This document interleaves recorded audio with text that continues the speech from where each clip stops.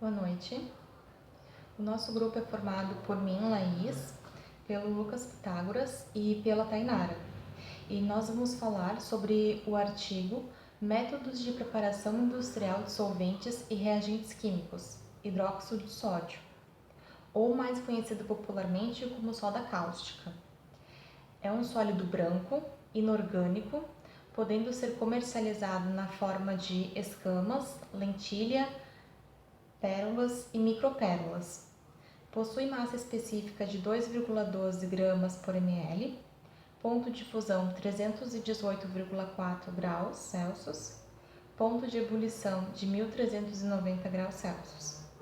O NOH, quando dissociado em água, libera íons de hidroxila, OH. A soda cáustica é uma base forte, com alto poder corrosivo, podendo causar graves queimaduras em contato com a pele.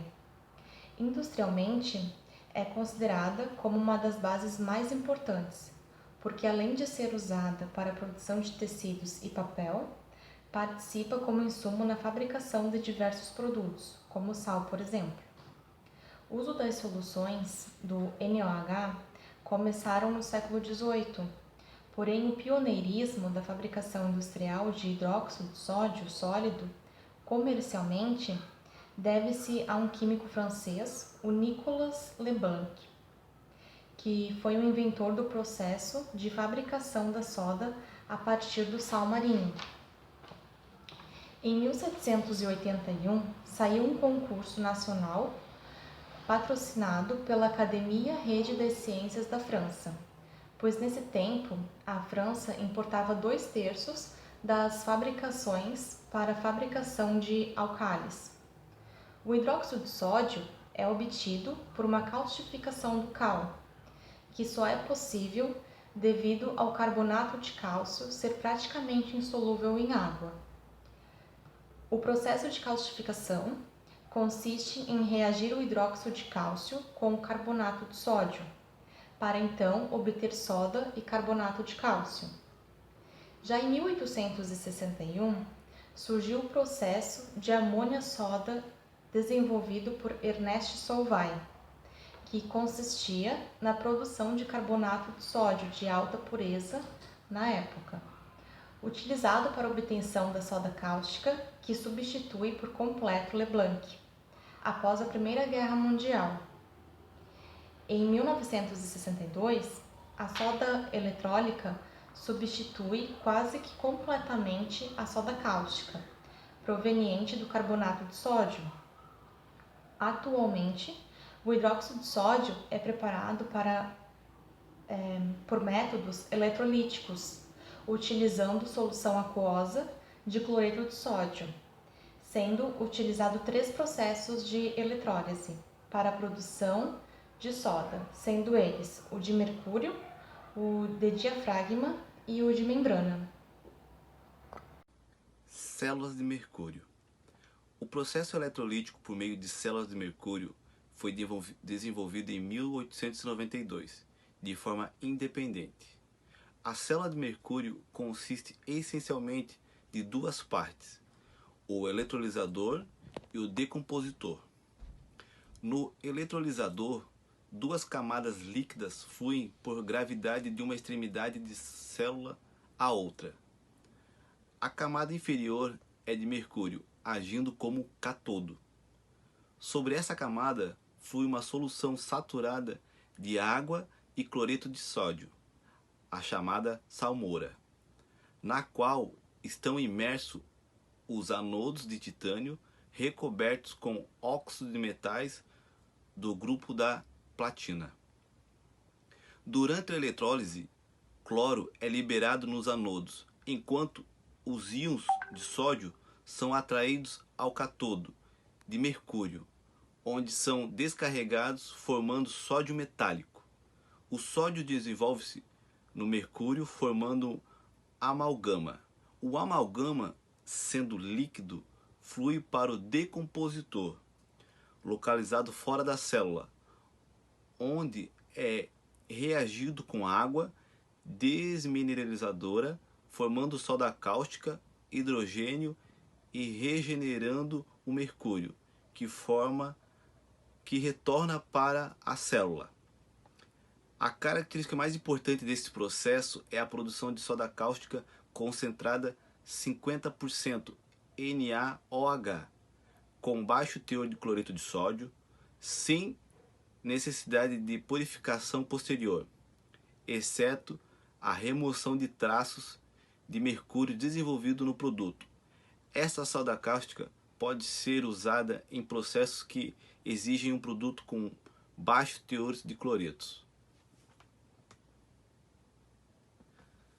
Células de diafragma. As células de diafragma caracterizam-se, como o nome indica, pela presença de um diafragma que separa o compartimento anódico do catódico.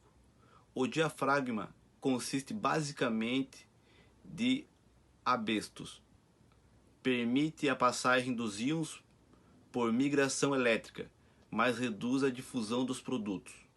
O diafragma permite o escoamento da salmoura do compartimento anódico para o catódico e dessa forma diminui muito ou impede as reações secundárias, por exemplo, a formação de hipocloreto de sódio. O escoamento é mantido constantemente mediante uma diferença de nível entre o compartimento do anódico ao compartimento do catódico. Olá, meu nome é Tainara. Dentro do artigo de preparação industrial de solventes e reagentes químicos, irei falar sobre célula de membrana, usos em indústria brasileira de NaOH em números, iniciando pela célula de membrana. Devido aos riscos dos polímeros de ácido perfluorofônico e os outros materiais semelhantes, esperava-se a substituição do amianto, utilizando na célula de diafragma. Vistos os danos ambientais e a saúde do trabalhador, houve uma nova produção de hidróxido de sódio. Houve uma nova tecnologia, sendo o processo eletrolítico com células de membrana. Essa nova tecnologia de eletrolítico se assemelha muito com a de diagramas, exceto pelo amianto, que é substituído por uma membrana polimérica que é impermeável aos íons cloreto. Mais de 90% da soda cáustica e cloro atualmente estão sendo produzidos pelo processo eletrolítico, com o uso de membrana. Nesse processo, a célula de membrana tem a concentração de soda cáustica em dia de 32%, com um processo e consumo menor de energia elétrica comparado às outras rotas eletrolíticas, com a necessidade de ser concentrada por exploração de água. As células de membrana combinam com a célula de mercúrio e com a célula de diafragma, eliminando muito das preocupações operacionais e ambientais dos sistemas. Usos. A soda cáustica tem uma variedade de aplicações baseadas principalmente em sua ação como um álcali forte, reagindo com muitas substâncias, com principais usos de hidróxido de sódio são em fabricações de papel, celulose, alumina e outros, por meio de saporificações das gorduras e detergentes. O NaOH também é usado no refino de petróleo e derivado, obtendo os compostos de sódio e a produção de biodiesel. As outras aplicações incluem tratamento de água, refinação dos óleos vegetais e, entre outros, processos para fortalecer as fibras e absorver melhor o atingimento nos processos metais. Na extração de petróleo e na neutralização de efluentes e outros, além de um importante insumo na produção de alumínio.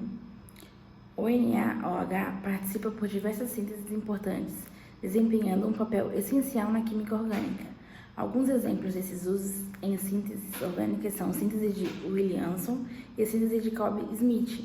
Explicando melhor sobre a síntese de Williamson, é uma reação de obtenção de éteres por meio da substituição de halogênios de halitos orgânicos por outro grupo negativo. Ela ocorre entre haletos orgânicos e alcóxidos de sódio.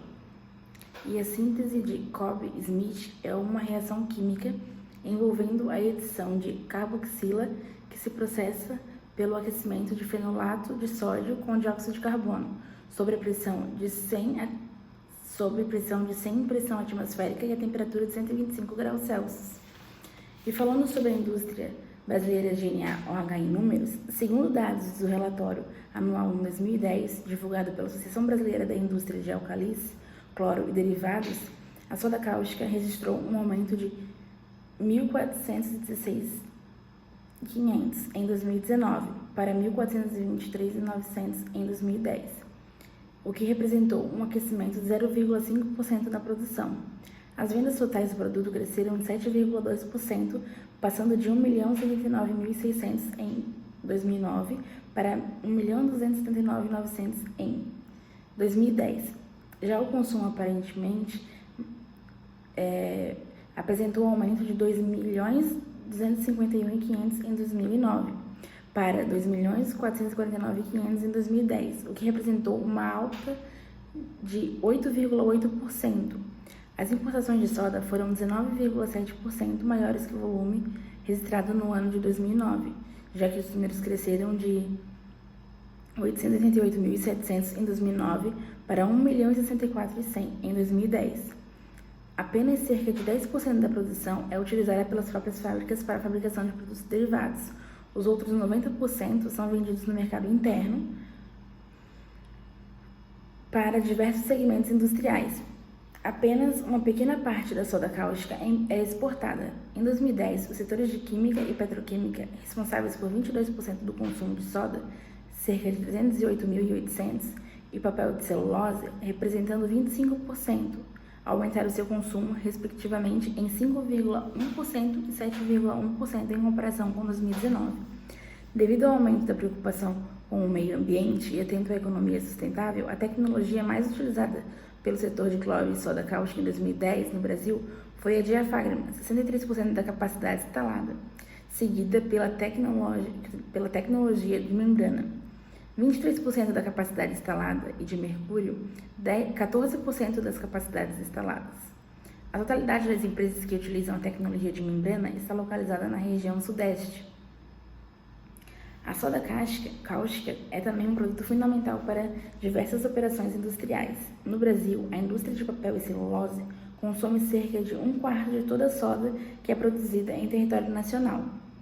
O gás hidrogênio, gerado durante o processo de produção da soda cáustica, é considerado de alta qualidade, sendo utilizado tanto como matéria-prima quanto como combustível na geração de vapor de processo.